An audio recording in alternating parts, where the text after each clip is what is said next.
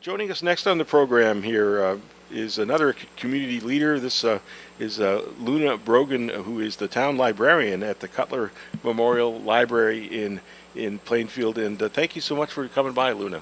It's such a pleasure. Thank you for inviting me. And I know it's a darn hot day, and I'm dripping here myself, and I see you are, and so we're just sort of sweating our way through the radio program this morning. But I appreciate you turning out, as well as the other folks who have been able to join me this morning.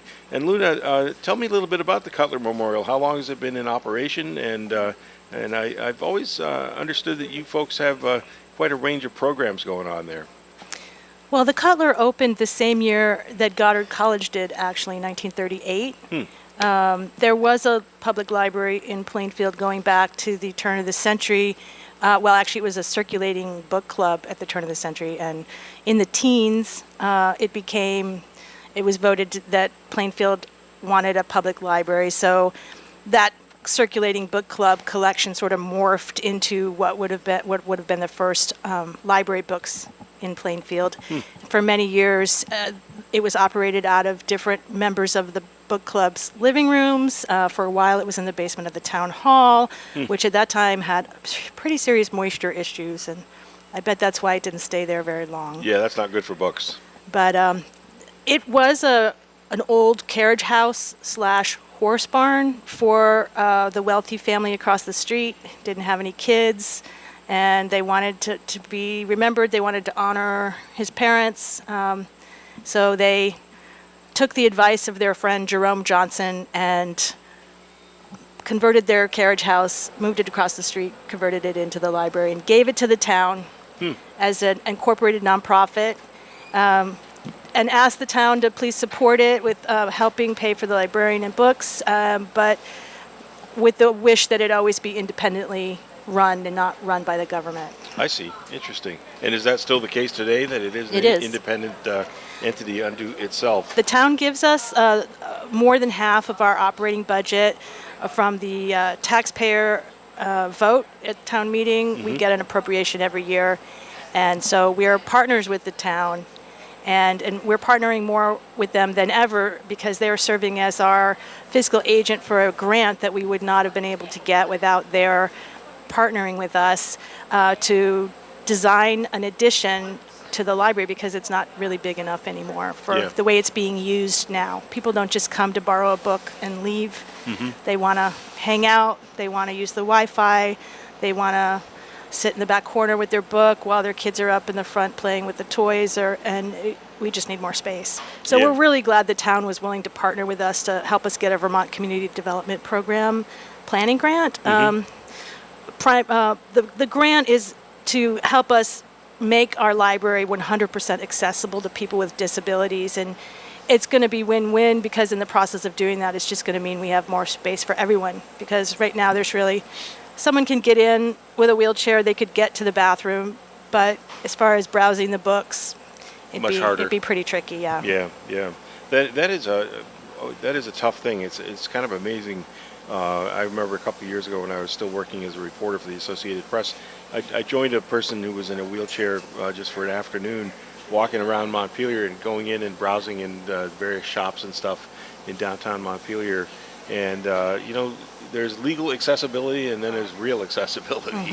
And boy, I learned some stuff watching this guy that afternoon about it's pretty difficult, and the handicap entrance or the disabled person's entrance, whatever you want to call it, is frequently at the back of the building, down some alley or something, and so there's that whole feeling of kind of being a second-class citizen and that sort of thing too, sometimes in these cases. And so it was an eye-opening thing for me, and I can imagine in an older library, you take steps to try to make the entrance accessible, the bathroom accessible, as you say, getting into the stacks of books.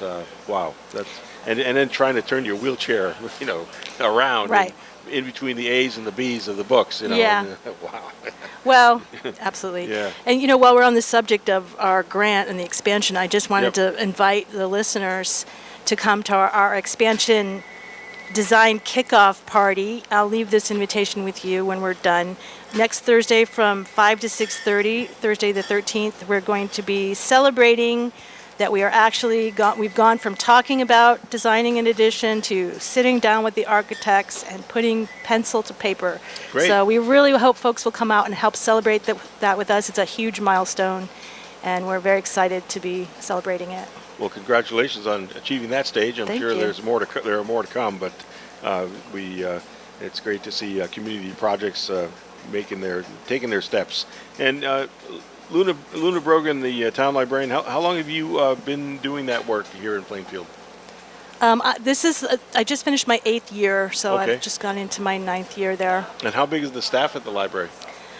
We have about 6 or 7 regular circulation desk volunteers, but the organization is run by one paid staff person and a board of trustees that are also volunteers. I see. Okay. So one Well, or 12, yeah, depending right. on how you Depending look on at how it. you count, right? I see. And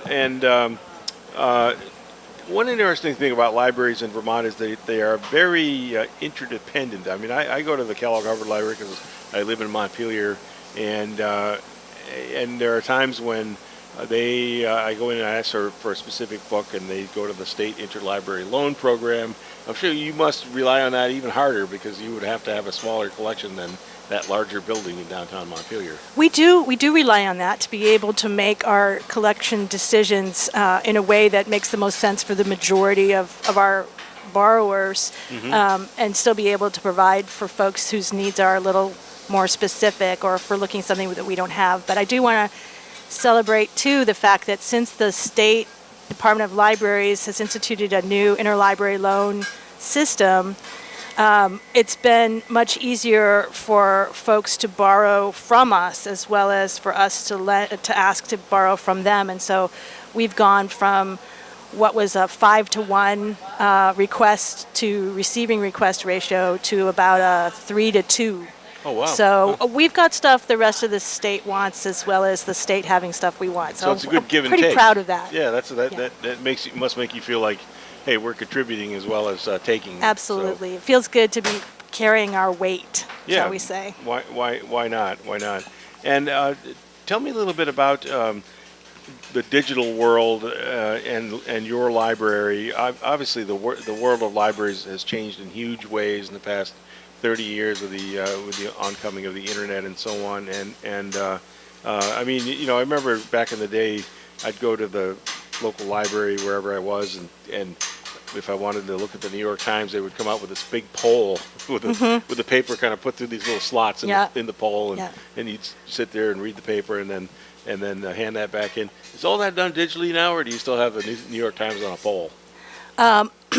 I would bet that most little small town libraries can't afford to carry the New York Times, and I have to say that most people get their periodical reading satisfied probably largely much more digitally. We do have some magazines, and we offer the Times Argus as a digital access, and we offer access to databases through the state of Vermont Department of Libraries. But the main thing as far as the digital world goes for us is that we're part of the Green Mountain Library Consortium, which means that we provide our patrons access to thousands and thousands and thousands of electronic books and downloadable audio books that are shared, some of which are shared by the entire state, and some of which we buy licenses exclusively for our patrons. Some of the really popular stuff that they would have had to wait many months to get their turn with. We will occasionally buy a few licenses just for our people. We have about 70 patrons that use that service, and it represents almost 20% of our circulation at this point. And are you able to stay open most days, or do you have sort of sporadic hours? Or We have 2 days of the week that we're closed, Mondays and Saturdays. I see. We are open on Sundays, which is an exception to the rule in most public libraries. Yep. Sundays, Tuesdays, and Fridays, we're open from 2 until 8, and on Wednesdays and Thursdays, we're open during the middle of the day, 10 to 2. All right. Well, Loona Brogan, the town librarian in Plainfield at the Cutler Memorial Library, I want to thank you so much for stopping by and joining the Dave Graham Show this morning. Thank you. I hope everybody goes out and gets a library card at their local library after listening to this. All right. That's a good promotion from you, and thanks again.